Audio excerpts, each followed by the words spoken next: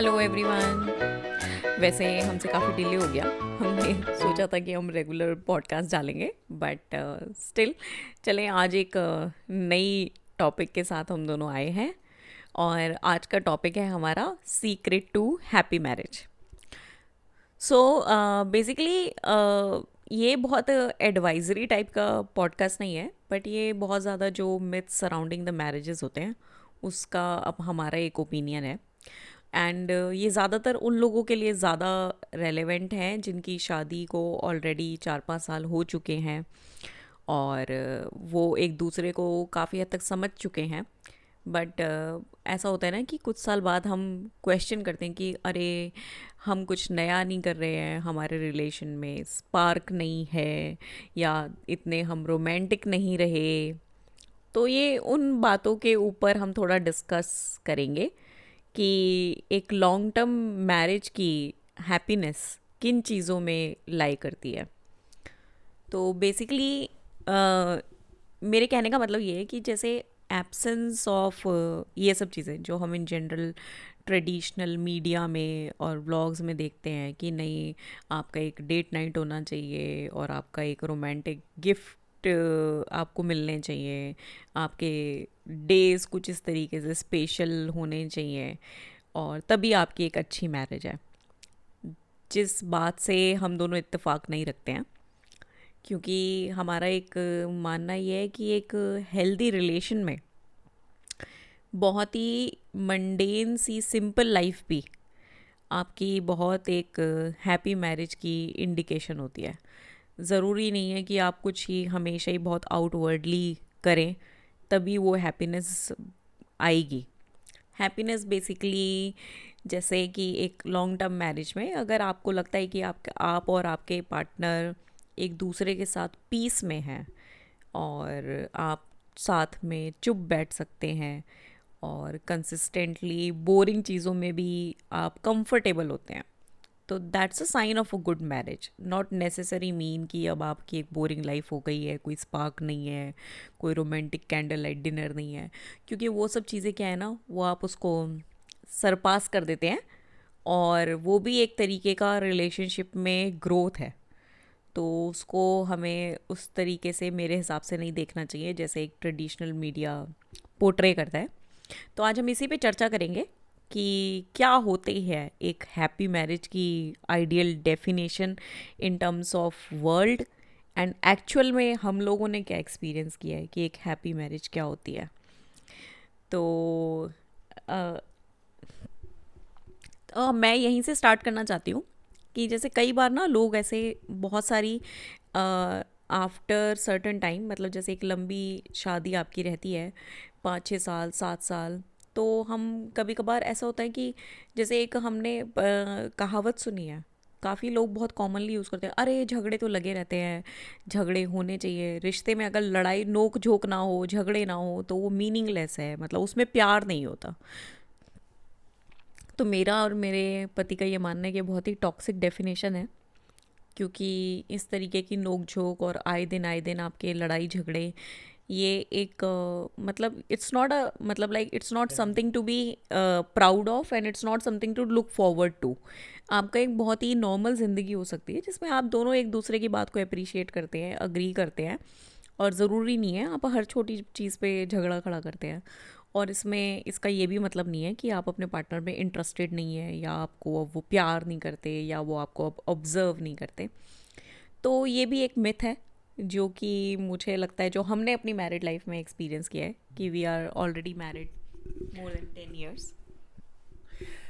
Agree, totally agree. और I think ये कहीं ना कहीं हमने ऐसी चीज़ें सीख रखी हैं, जैसे हम इंस्टाग्राम पे रील्स देखते हैं या टिकटॉक पे रील्स देखते हैं कि अरे शगन का झगड़ा हो गया हॉलीडे पे जाने से पहले। और यूजुअली ये होता तो फ़नी और ह्यूमरस वीडियोस हैं, बातें भी ये इन ह्यूमर होती हैं कई बार, पर समहाउ ये काफ़ी बार हमारे रियल लाइफ में आ जाती हैं। और इसे ऐसी चीज़ों को हमें अप्रिशिएट नहीं करना चाहिए। नोक झोंक हो तो उससे लर्न करना चाहिए, अपनी कम्युनिकेशन पे वर्क करना चाहिए, बट इन चीज़ों से इंस्पायर नहीं होना चाहिए कि ये हो रही है तो हमारा रिलेशन हेल्दी है तो चलो आओ लड़ाई कर लेते हैं। एक हर महीने या 2 महीने या 6 महीने में एक लड़ाई होनी चाहिए। तो आई थिंक लेस ऑफ मेलो ड्रामा, नॉन ड्रामा हमेशा बेटर रहता है। पर इसको अगर हम पास्ट में जाएं तो कहीं ना कहीं आई थिंक हमारे कई सारे रिलेशनशिप्स होते हैं, not just romantic relation but और भी रिलेशंस होते हैं, फैमिली के रिलेशंस होते हैं, कुछ फ्रेंडशिप्स होती हैं, हमारे स्कूल के रिलेशंस होते हैं। तो कहीं ना कहीं आई थिंक हमारे सोसाइटी में छोटी छोटी बुलिंग, ताने कसना, टॉन्टबाजी इतनी ज़्यादा है।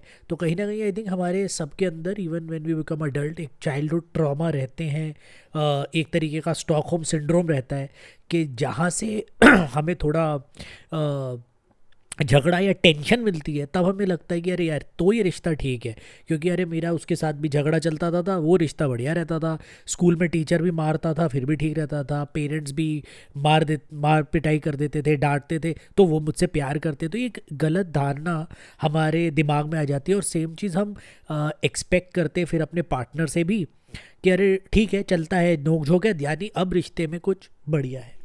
बेसिकली ये जो this is not an alternative to spark which we generally say कि स्पार्क ख़त्म हो गई है, कि अभी हम इतना बातें नहीं करते, इंटरेक्ट नहीं करते, ये हो गया है वो हो गया है। तो ये सब चीज़ें ऐसा नहीं होता, these are not indication of a happy marriage. So ये तो हमारा एक बैकग्राउंड था जो हम बोल रहे थे कि पॉपुलर नोशंस क्या हैं।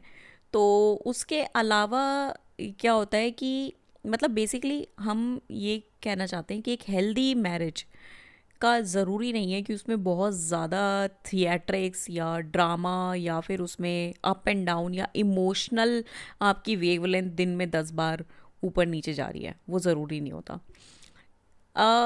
हैप्पी मैरिज जनरली कपल्स में does not mean that a peaceful couple and a comfortable couple and without doing all these external validation things। मतलब आपको करना है, आपको ऑब्वियसली अपने पार्टनर को पैम्पर करना अच्छा लगता है, आप करिए, but it should not come as a sole responsibility और रिचुअल। आई थिंक कोई भी चीज़ हम रिचुअल की तरह कर रहे हैं, ये कोई हमारा वर्क प्रोजेक्ट नहीं है।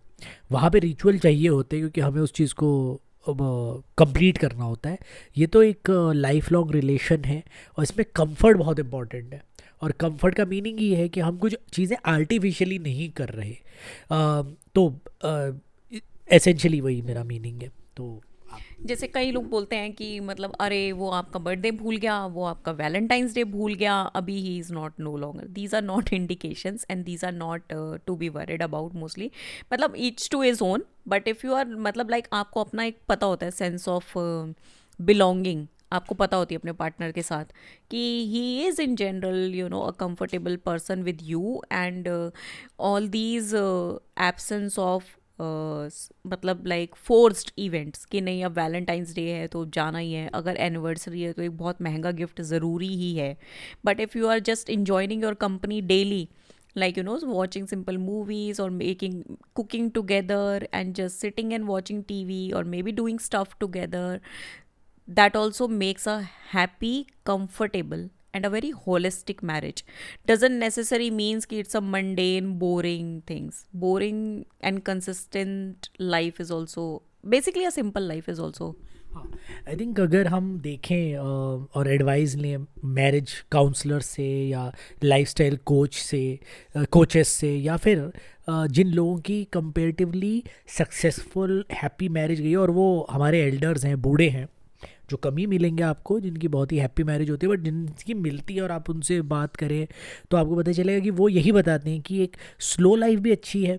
और जैसे कि जो भी आपके कॉमन परस्यूट्स हैं, चाहे वो कुछ भी हो सकते हैं, आपके बच्चे भी आपके कॉमन परस्यू हो सकते हैं, ट्रैवल हो सकता है, कुकिंग हो सकता है, ये हो सकता है, वो हो सकता है। तो आप देखेंगे कि वो ज़्यादातर आपने ये बात सुनी होगी कि एक उम्र के बाद कपल्स, जैसे एग्जांपल के लिए उनका कॉमन परस्यू है ट्रैवल करना, तो वो एनिवर्सरी पे और अपने मेजर ओकेजन्स पे instead of flaunting money by showing off to other people or to each other by buying very expensive gifts which are not adding value to their life, which is just for vanity, उसकी जगह वो उन चीज़ों को अपने common patience की तरफ use करते हैं. जैसे मानो किसी कपल को एडवेंचर पसंद है, तो अपनी एनिवर्सरी पे इंस्टेड ऑफ हैविंग ट्रेडिशनली एक फैंसी 5 स्टार डिनर, वो किसी एडवेंचर पे निकल जाते हैं. और किसी कपल को बस अपना घर में ही कोजी होके चिल करना है, तो वो कर लेते हैं. पर हम देखते हैं ये सब चीज़ें लोग रियलाइज़ करते हैं काफ़ी देर में, जब उनका लाइफ का ऐसा पड़ाव आ जाता है जब वो काफ़ी ओल्ड हो जाते हैं. तो हमारा ये मानना है, why not learn it early, और एक हैप्पी मैरिज हम स्टार्टिंग से ही इंजॉय करें. कि बेसिकली मतलब लाइक कपल्स जो कि मतलब कंफर्टेबल है एक दूसरे के साथ और बहुत ज़्यादा एक ज़िंदगी को पीस के साथ गुजार रहे हैं, तो अगर उसमें बहुत सारी चीज़ें हम ट्रेडिशनल मीडिया को इग्नोर कर देते हैं तो वो एक हैप्पी मैरिज ही होती है. अच्छा चलें जी, हमने मेरे ख्याल से